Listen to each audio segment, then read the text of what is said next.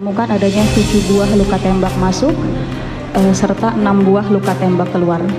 Sambung, kita lihat.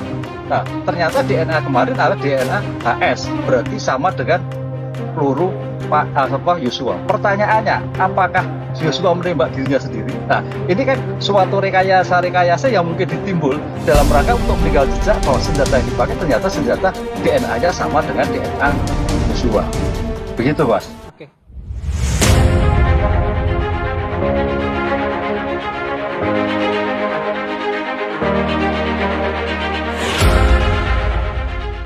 Di Indonesia, banyak orang pintar, tapi tak banyak orang jujur. Inilah 5 fakta kondisi jenazah Brigadir J setelah penembakan di rumah Ferdy Sambo. Namun sebelum kita bahas, mohon dukung channel ini dengan menekan tombol like dan subscribe, agar kami lebih bersemangat menyajikan berita terupdate setiap harinya.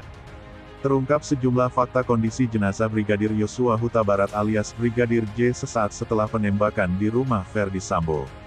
Terungkapnya fakta tersebut setelah diungkap ahli forensik dari Rumah Sakit Bayangkara Pusat Kedokteran dan Kesehatan, Pusdokes, Polri, Farah Primadani Karo dalam sidang Ferdy Sambo CS di Pengadilan Negeri Jakarta Selatan, Senin, tanggal 19 Desember tahun 2022.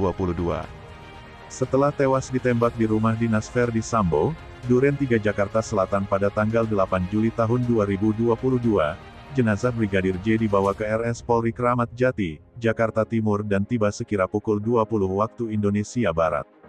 Setelah mendapat surat tertulis dari penyidik, pihak RS Polri pun melakukan pemeriksaan terhadap jenazah Brigadir J.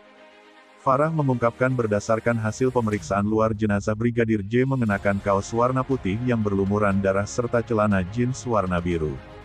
Setelah dibersihkan, tim forensik melihat adanya luka tembak di tubuh Brigadir J.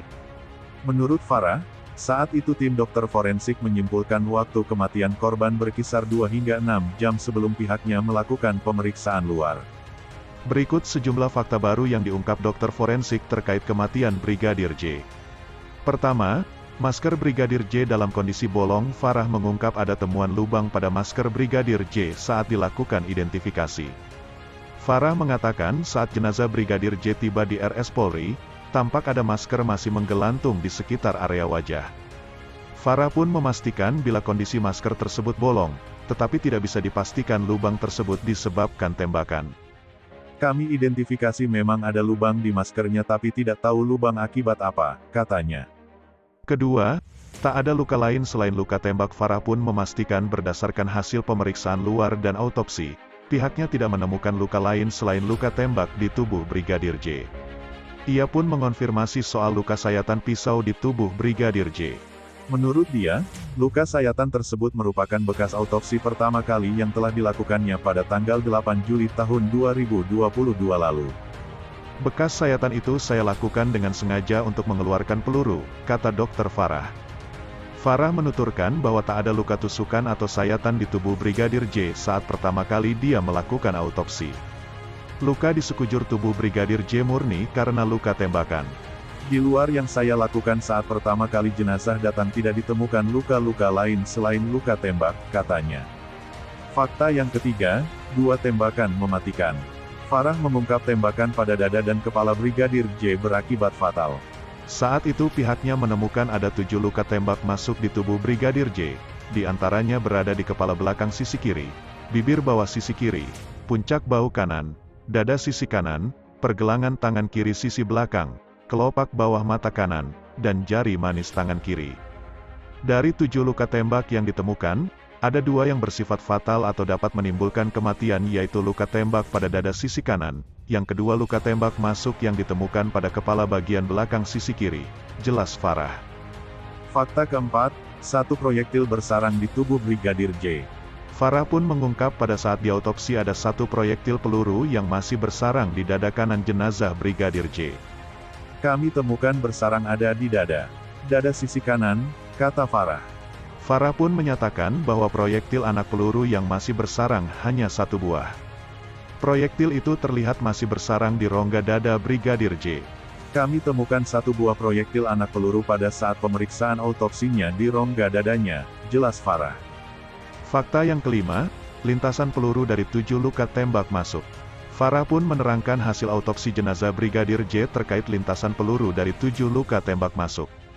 Untuk menilai saluran luka, atau lintasan anak peluru dalam tubuh, dari kepala bagian belakang itu menembus rongga kepala, mengenai tulang tengkorak, mengenai otak, kemudian keluar dari atap tulang tengkorak, dan keluar di daerah hidung, kata Farah.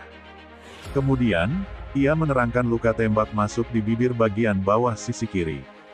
Anak peluru pertama kali mengenai bibir bawah sisi kiri, lalu masuk mengenai rahang bawah sisi kanan, selanjutnya mematahkan tulang rahang, dan keluar di leher sisi kanan jenazah Brigadir J. Kemudian di puncak bahu kanan, lintasan anak pelurunya keluar pada lengan atas kanan sisi luar, ungkapnya. Sedangkan untuk luka tembak di bagian dada, Farah menjelaskan bahwa anak peluru pertama kali mengenai iga ketiga keempat kanan depan, kemudian menembus rongga dada dan merobek organ paru. Selanjutnya, peluru bersarang di iga ke-8 sebelah kanan belakang. Luka tembak di pergelangan tangan kiri sisi belakang, keluar di bagian depannya, kata dia. Farah kemudian mengatakan, luka tembak masuk pada kelopak bawah mata kanan sisi luar, keluar di bagian dalam dari kelopak bawah mata kanan. Terakhir, luka di jari manis tangan kiri, masuk dari sisi dalam keluar pada sisi keluar, ujarnya. Berdasarkan penjelasan lintasan anak peluru di tubuh Brigadir J itu, Farah mengungkapkan ada 6 luka tembak keluar, yakni di puncak hidung, leher sisi kanan, lengan atas kanan sisi luar, pergelangan tangan kiri sisi depan, jari manis tangan kiri sisi dalam, dan kelopak bawah mata kanan. Nah, bagaimana menurut kalian? Mungkin itu saja yang dapat kami sampaikan. Jika ada salah kata mohon dimaafkan, dan nantikan berita terupdate kami selanjutnya, hanya di channel UpInfo.